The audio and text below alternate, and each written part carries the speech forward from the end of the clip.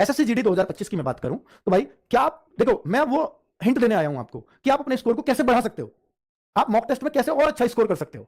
तो इन बातों को बिल्कुल गौर दीजिएगा कि क्या आप फुल अटेम्प्ट करते हैं, कभी भी कोई मॉक टेस्ट देते हैं तो क्या आप अपना अटेम्प्ट पूरा रखते हैं। मतलब मेरा ये कहने का मतलब है कि आपके 80 क्वेश्चन आते हैं तो अटेम्प्ट 80 के 80 करिए। क्यों कह रहा हूं ऐसा, अगर आपकी 1/4 की नेगेटिव मार्किंग होती, मैं कभी नहीं कहता, क्योंकि आपकी नेगेटिव मार्किंग 1/8 की, आपके सर 0.25 है हमारे यहां भी, तो भाई आपका क्वेश्चन 2 नंबर का है और 0.25 कटता है तो 1/8 की नेगेटिव मार्किंग है। ठीक है, तो इसका मतलब है कि हम हर बच्चे को पूरा 80 में से 80 अटेम्प्ट करना है, पहला रूल ये बना लो।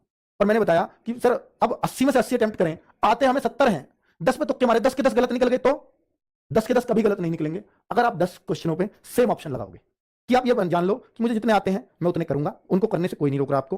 अब उन 10 क्वेश्चनों में या तो सब पे एक सा ऑप्शन लगाओ, ए लगा दो सब पे, या बी लगा दो सब पे, या सी लगा दो, या डी लगा दो। तो अगर आप केवल एक ऑप्शन भर देते हो सारे में, जो आपको नहीं आता मुझे उसमें ये भरना है, पहले डिसाइड करके जाओ। और ये वही मत करो डायरेक्ट, मैं कहता हूं यहां मॉक टेस्ट में करके देखो और आप देखोगे कि सर मेरे मोस्ट प्रोबेबली क्या होगा, 2 क्वेश्चन 100% सही निकलेंगे और 3 क्वेश्चन ऐसा करने से 3 क्वेश्चन मतलब 50% ये हो सकती है संभावना।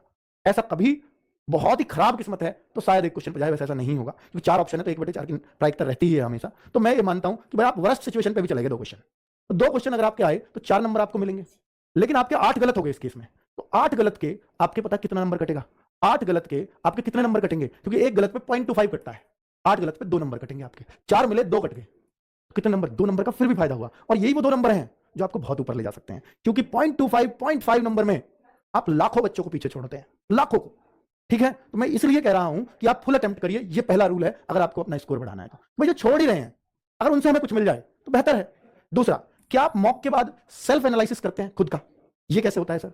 जब भी आपका मॉक हो तो बहुत सारे बच्चे सोच लेते हैं जो गलत हुआ गलत हुआ, जो सही हुआ सही हुआ, कितना स्कोर है, संतुष्ट हो गए, बहुत है। कभी मत सोचो ऐसे, आप देखो कि मेरा कौन कौन सा प्रश्न गलत हुआ है। आप ये मानते होंगे जरूर कि मेरा रीजनिंग बहुत स्ट्रांग है, या मेरा हिंदी बहुत स्ट्रांग है, मेरा मैथ बहुत स्ट्रांग है, जीएस को भी कोई लोग कहते होंगे, तो आप ये एक्सपेक्ट कर रहे होंगे मैं इतना तो करूंगा ही सब्जेक्ट में। तो आप फिर ये देखो कि जो आपका स्ट्रांग सब्जेक्ट है, स्ट्रांग का मतलब होगा कि 19 या 20 पूरे मार्क्स मिले, वो स्ट्रांग आप कहिए कि या तो आपका 18 स्कोर आता हो, या 19 आता हो, या 20 आता हो। अगर आपके स्ट्रांग सब्जेक्ट में भी आपके 17 या उससे कम स्कोर आता है तो मैं कहूंगा आप नुकसान में है, इसको बढ़ाइए। तो 17 से आप ऐसी कट ऑफ जाती हो, उनमें सिलेक्शन लेना मुश्किल होगा, और 17 करने लायक पेपर आता भी नहीं है। अगर आपका स्ट्रांग सब्जेक्ट है तो आप 19 से 20 ही करने चाहिए। ठीक है, तो मैं आपसे कहूंगा कि आप उन गलतियों को आप देखो कि जो आप ये मानते थे कि मैं रीजनिंग में तो 19-20 ही करूंगा, तो मेरे रीजनिंग में 17 क्यों हुए, ये 16 ही हुए हैं, तो मेरी गलतियां कहां कहां हुई हैं।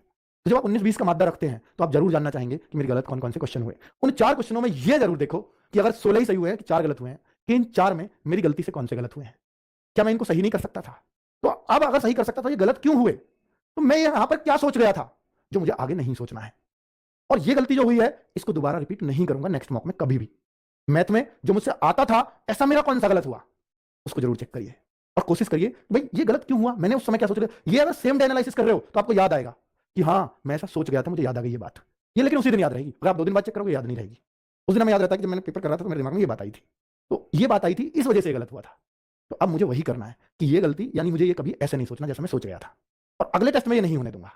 और जब आप ये बना लेते हैं अगले में ये गलती नहीं करूंगा, तो वहीं से आपका सुधरना स्टार्ट हो जाता है।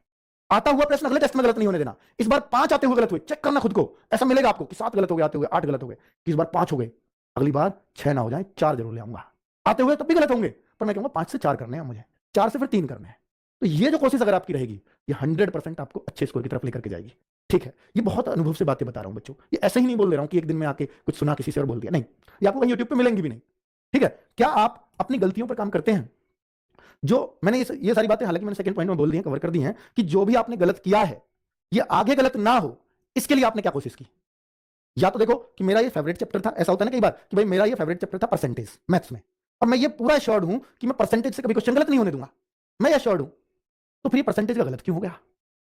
अच्छा, तो इसमें ये गलती की थी, यानी ये चीज मेरी ये टाइप अभी वीक है, इसको मुझे थोड़ी प्रैक्टिस और कर लेनी चाहिए। ये होती है अपनी गलती में प्रैक्टिस। अब मैं देखता हूं कि मैंने प्रॉफिट लॉस में या मैं रेशियो प्रोपोर्शन में सिक्के वाला प्रश्न गलत हो रहा है मेरा, पिछले में भी गलत था, इस बार भी गलत था। भाई 10 तो प्रश्न ही है सिक्के वाले, 2 तो टाइप ही है पूरी, और बार बार प्रश्न गलत हो रहा है, क्यों ना मैं उसको सीख लूं, इतने अच्छे संसाधन है यूट्यूब पर। जरूरी थोड़ी आरडब्ल्यू से आप सिक्के डालो, सिक्के वाले प्रश्न, बहुत अच्छी अच्छी वीडियोस आ जाएंगी, हो सकता है वो डाउट आपका उसी दिन दूर हो जाए और अगली बार कभी गलत ना हो, और उसकी वजह से मेरे 2 नंबर बढ़ गए मैथ्स में। तो ये इससे अच्छा क्या है? आप गलतियों पे काम करना शुरू करोगे ना तो आपका स्कोर 100% बढ़ना शुरू हो जाएगा। आप देखते हो जीएस में कि मेरा बार बार कि इस पोर्शन से गलत होता है, तो मैं क्यों ना उस पोर्शन पे मेहनत कर लूं थोड़ी सी। ये मॉक टेस्ट बताएंगे आपको। ठीक है, इन पे काम करना शुरू करिए बच्चों। अगली बात बताऊं कि क्या पढ़ा हुआ कई बार पढ़ते हैं, बहुत बार ऐसा होता है कि ये तो पढ़ लिया, अब इसको क्यों पढ़ूं, ये तो कंठस्थ है। नहीं, कंठस्थ चीज भी आपको दोबारा करने से कुछ नया दे देती है, और कुछ भी नहीं दिया तो अपना टाइम कम करवा देती है जरूर। कई बार आप देखते होंगे कि मैथ्स की ये बुक है, मैंने कई बार कर रखी है, ये वाला चैप्टर मैंने कई बार कर रखा है, मेरा अब इसको मन ही नहीं कर रहा, क्योंकि मैं इसके सारे सवाल कर लेता हूं। फिर भी मैं क्यों करूं? मैंने एक बात बोली है बच्चों कि मैथ्स में अगर आप एसएससी जीडी लेवल की तैयारी कर रहे हो, एक बुक को 6 बार करने की आदत डाल दो, आपका मैथ्स में क्वेश्चन गलत होना बंद हो जाएगा। सिर्फ इतना कर लो। आप कहो सर मैंने 2-3 बार कर रखी है, आप अपने आप को कंटेस्ट मानने लगते हो, पता लगता है कि यहीं पे अलझ गए। भाई अब अगर आपको ये लगता है कि मेरा मन ही नहीं कर रहा, मैंने इतनी बार इस चैप्टर को कर लिया, तो मेरे कहने से फिर इतना करना बस कि आपके उस चैप्टर में मान लीजिए 60 क्वेश्चन थे मैथ्स में, आपको पता है कि मुझे सारे आते हैं, तो मेरे कहने से उसमें 60 मिनट का समय लगा दो और इन 60 क्वेश्चन को एक बार और कर लो। 1 घंटा ही तो खराब हुआ आपका, और वो 1 घंटा आपको ये सिखा गया कि इन सवालों पर अगर इस टाइप का आ गया, अब आपका समय लगेगा ही नहीं। तो अगर कोई बुक ऐसा लगती हो कि ये मैंने कई बार कर ली, तो उसके हर चैप्टर को टाइम लगा के और कर देना, वो आपको बहुत कुछ देकर के जाएगी, और फिर कहोगे कि बहुत फायदा हुआ ऐसा करने से। तो ये जरूर करके देखना। ये बिल्कुल वो प्रैक्टिकल्स हैं जिनसे बच्चों के बहुत बहुत स्कोर बढ़े हैं। रीजनिंग में ये चीज कर सकते हो कि मुझे ये चैप्टर पूरा आता है, तो भाई आप इसके 50 क्वेश्चनों 50 मिनट लगा दो ना, बस 50 ही मिनट तो जाएंगे, चैप्टर खत्म हो जाएगा। मैथ्स में टोटली 14-15 चैप्टर हैं, 14-15 घंटे में पूरी बुक हो जाएगी। 1 घंटे का चैप्टर, 100 क्वेश्चन है तो 100 मिनट करके तो देखो। और जो फिर आपको ये लगेगा कि हाँ ये क्वेश्चन मैं कर तो लेता हूं, पर इस पर सोचना पड़ता है मुझे भी। फिर अब जब आप उस क्वेश्चन को देखोगे, फिर आपको आगे समय नहीं लगेगा, क्योंकि अब आपने वो एक फ्लो में करके देखा, उसमें आपसे नहीं हुआ। क्यों नहीं हुआ, उसके कारण पे जाओगे और फिर उसकी एक बार प्रैक्टिस और करोगे, वो अब आगे हो जाएगा। तो ये चीज है जो आपको औरों से अलग रखेंगी, ठीक है? क्योंकि आप पढ़ा हुआ नहीं पढ़ते, ये सबसे बड़ी गलती होती है, और इसी वजह से सिलेक्शंस नहीं होते। जीएस में भी हम कई बार करते हैं कि पढ़ा हुआ हम नहीं पढ़ते। मैंने बोला कि 5 से 6 बार अगर जीएस का कोई चीज रिवीजन आपने की कि आज पहला दिन है ये पढ़ता हूं, दूसरा दिन तो पहले दिन का रिवीजन, तीसरा दिन तो पहले दोनों दिन का रिवीजन, चौथा दिन तो पहले 3 दिन का रिवीजन, तो जो पहला चैप्टर है वो 6 बार जब हो जाएगा उसको छोड़ दो। फिर दूसरा चैप्टर वो 5 बार हो चुका है, 1 बार और पढ़ोगे, दूसरा भी छोड़ दो। हर दिन एक चैप्टर खत्म होता चला जाएगा, और जो 6 बार जो हो गया वो जीवन भर के लिए कंठस्थ हो गया, ये माना जाता है, साइकोलॉजी है, ठीक है? चलिए, तो ये चीज आजमा करके देखो अपनी रियल लाइफ में। अभी वो समय है पढ़ा हुआ पढ़ने की, ठीक है? अब नया पढ़ने का बहुत समय नहीं है आपके पास। जो चैप्टर नहीं आता उस पर काम करना बंद करो, जो आते हैं उन पे काम करो, तो सिलेक्शंस होंगे, ठीक है? क्या बुक पर कभी समय लगाया? तो ये पॉइंट मैंने बता दिया कि भाई बुक के हर चैप्टर पर समय लगा करके करिए।